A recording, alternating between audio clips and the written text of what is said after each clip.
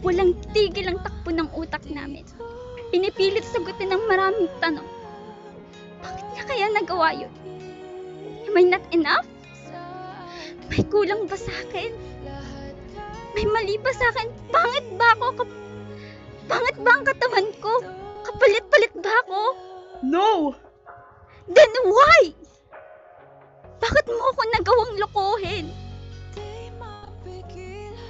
Alam mo kung gaano kahirap para sa akin ang magtiwala, Gio.